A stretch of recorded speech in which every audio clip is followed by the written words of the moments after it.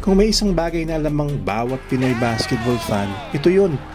Sa larong walang bukas, walang pwedeng ipagpabukas.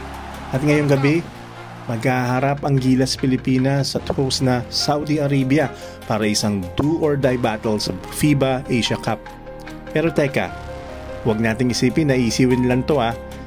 Iba na ang Saudi Arabia ngayon. May bit-bit silang firepower at momentum na pwede magpahirap sa atin kung hindi tayo handa mula sa unang minuto.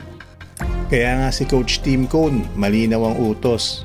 Fast start, walang turnover, walang petics. Sa video na to, bubuwagin natin ang buong kwento. Bakit napaka-importante ng unang 5 minuto ng laro na to?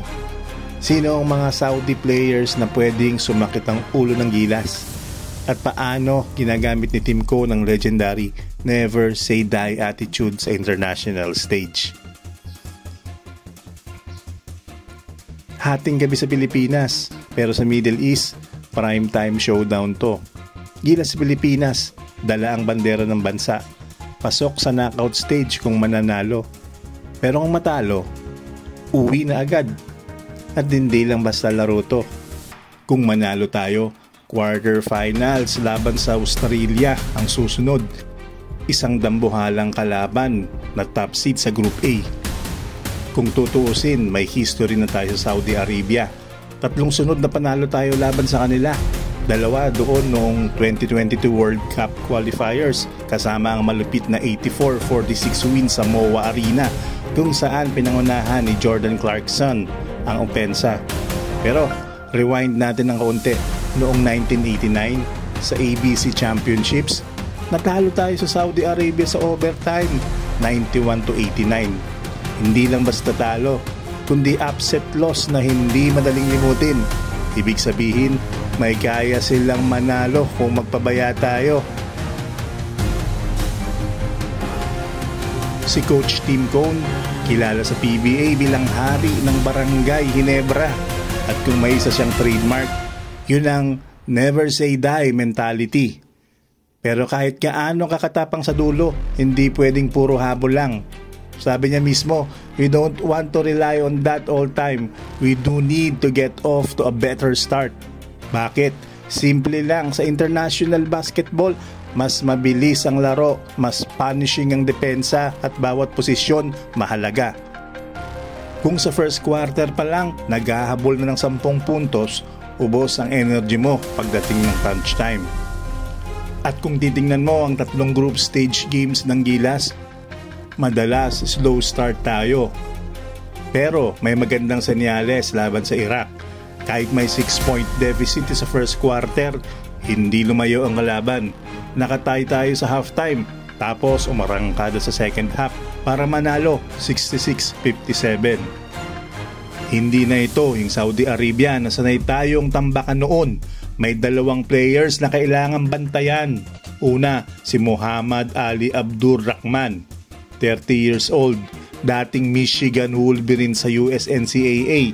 Ngayon, nasa Treviso Basket sa Italy, averaging 23.7 points sa group stage, 39% shooting at 9 out of 30, mostly from the left elbow.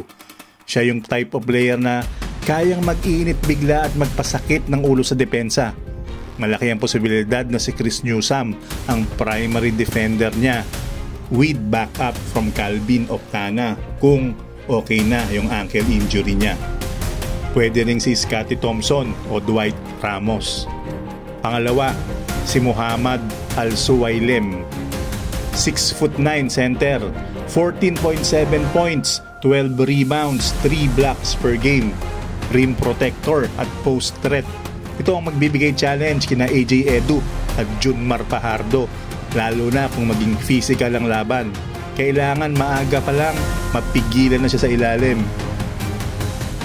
Kung gusto natin mag-advance, ito ang 3 susi. Una, quick start. Hindi pwedeng kalma mode. First quarter pa lang kailangan agresibo na sa depensa at kontrolado ang opensa. Pangalawa, contain the stars. Si Abdur-Rahman hindi pwedeng makahanap ng ritmo. Si Al-Suwailem hindi pwedeng mangibabaw sa boards. Pangatlo, bench depth. Gamitin ang versatility ni Newsam, Optana, Thompson at Ramos. Mahaba ang rotation at sa larong ganito, fresh legs equals fresh energy. Bukod sa taktika at stats, huwag nating kalimutan na pride ang nakataya rito. Para sa mga Gilas players, bawat laro sa FIBA Asia Cup ay representasyon ng bansa. At para sa mga Pinoy fans, lalo na yung mga OFW sa Middle East na siguradong nasa venue mamaya, malaking bagay na maipanalo ito. Si Team Cone sanay sa pressure at ngayong hating gabi susubukan niyang dalhin ang Never Say Die ng Ginebra sa isang international stage. So anong tingin nyo? Kaya bang tapusin ng Gilas ang Saudi Arabia at sumabak sa quarterfinals laban sa Australia? Comment nyo sa baba kung sino sa tingin nyo ang magiging X-Factor mamaya. At syempre, huwag kalimutan mag-subscribe para updated kayo sa lahat ng Pinoy sports action, lalo na sa FIBA Asia Cup. Paalala lang, sa larong walang bukas, ang pinakamahalaga ay kung paano ka magsisimula. At ngayong gabi, Gilas Pilipinas, oras na para mag-start strong at finish stronger.